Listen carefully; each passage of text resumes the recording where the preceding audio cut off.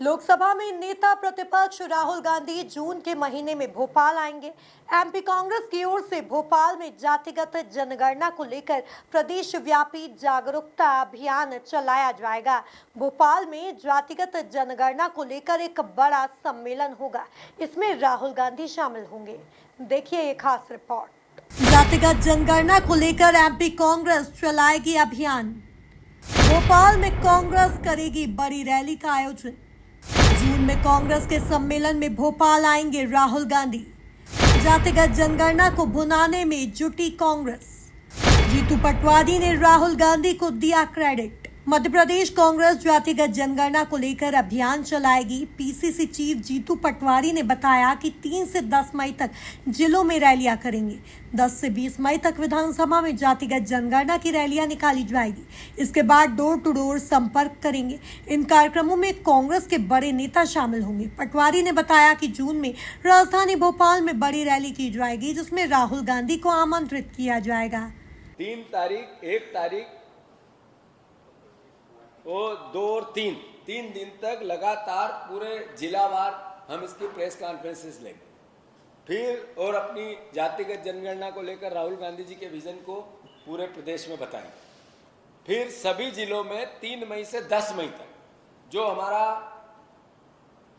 संविधान का अभियान था, उसके साथ सम्मिलित होकर जातिगत जनगणना जन जागरण और कांग्रेस पार्टी का इसमें विजन, राहुल गांधी का विजन, इसको सम्मानित करके दोनों को एकरूप करके हम 3 तारीख से 10 तारीख तक सारे जिलों में बड़ी रैलियां करेंगे और उन रैलियों में सभी सीनियर नेताओं की एक की भागीदारी बने, उनकी ड्यूटियां लगाएं। सब सीनियर, दिग्विजय सिंह जी, कमलनाथ जी से लेके नीचे तक सभी जिलों में 8 मई से 10 मई, 3 मई से 10 मई तक हम रैलियां जिलों में करेंगे। फिर जैसा मैंने कहा 11 मई से 17 मई तक हर विधानसभा में संविधान और जातिगत जनगणना की बात करेंगे। संविधान और जातिगत जनगणना की हर विधानसभा में। और फिर 20 मई से 30 मई 10 दिन का घर घर, हर कार्यकर्ता हर घर जातिगत जनगणना और संविधान की रक्षा की शपथ के साथ पहुंचेगा।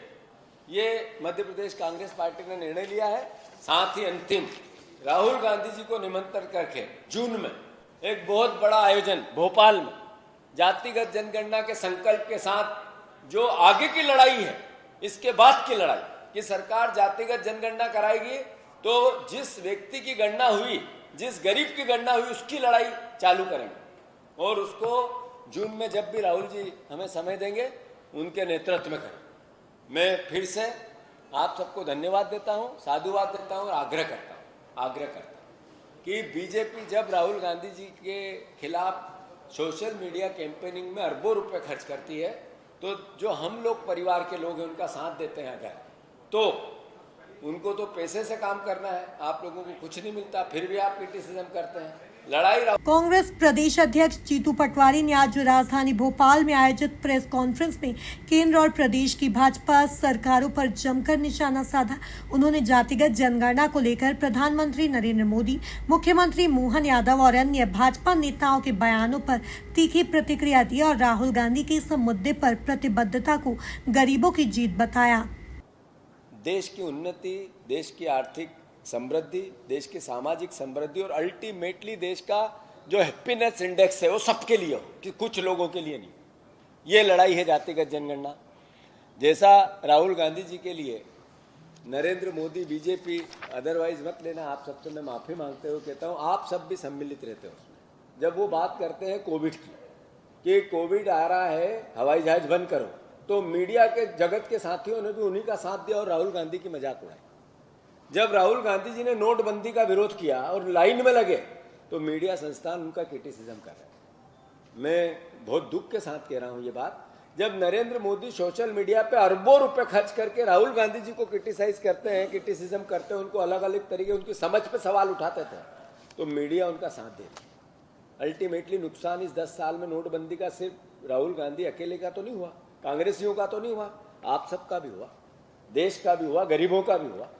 इस देश में ऐसा कोई एक व्यक्ति नहीं बचा, कुछ लोगों को छोड़ के, जिनको इससे लाभ लेना था, वो उद्योगपति 13% जिनकी मैंने बात की, जो बैंकर्स थे, जिन्होंने नोट बदलने में 2 नंबर से तरीके बनाए, वो अरबपति हो गए, नेता हो गए।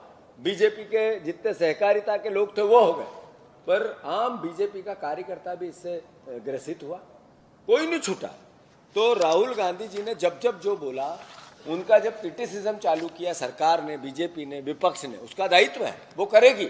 वो क्यों मानेगी कि राहुल गांधी सही, पर जब मीडिया उनका साथ देती है तो नेचुरल है, स्वाभाविक है। हमारे मन में सवाल आता है कि लोकतंत्र का जो चौथा स्तंभ है वो निष्पक्ष क्यों नहीं होना चाहिए, होना चाहिए।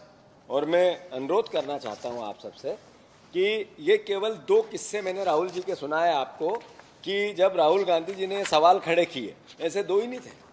राहुल गांधी जी के कहने के बाद नरेंद्र मोदी जी ने कितने फैसले बदले। मैं इस बात को मुझे करते हुए बड़ा फक्र महसूस होता है कि मेरा नेता राहुल गांधी है, कांग्रेस के नेता राहुल गांधी है, देश के नेता राहुल गांधी है, देश के युवाओं के नेता राहुल गांधी है, किसानों के नेता राहुल गांधी है। एक बात नहीं मानी नरेंद्र मोदी ने, ऐसा नहीं है कि केवल नोटबंदी पे उनका चेहरा साफ हुआ, उनका कोविड में अरबों लोग मर गए, थूक दिया किसी ने, फल है उसको चाट चाट के दे रहे हैं। इसमें कौन लोग थे ये अफवाहें फैलाने? उन्हीं जो अफवाहें फैलाने में लोग थे, उनके परिवारजन भी मौत के घाट उतर गए। यही तो लोग थे जो नफरत फैला रहे थे, उन्हीं के खिलाफ तो राहुल गांधी लड़ रहे थे। मेरा आपसे आग्रह है, 4 काले कानून राहुल गांधी दृढ़ता से लड़े, नरेंद्र मोदी बैकअप हुए, देश से माफी मांगी। अग्निवीर योजना राहुल गांधी ने लगातार कहा कि देश के हित में नहीं है। जब नरेंद्र मोदी 3 जुलाई 2024 लोकसभा में राहुल गांधी ने मांग की, 4 जुलाई को सरकार ने शहीदों को, अग्निवीरों को पेंशन चालू की, उससे पहले नहीं की थी। जब ब्रॉडकास्टिंग सर्विसेज बिल वापसी हुई, राहुल गांधी जी ने अभिव्यक्ति की आजादी, आपसे जुड़ा हुआ है, broadcasting services bill 2024, Rahul Gandhi ji ने जब इसका विरोध किया, जो प्रतिबंध लग रहा था यूट्यूबर पे, तो फिर सरकार ने बैकअप लिया, वापस लिया।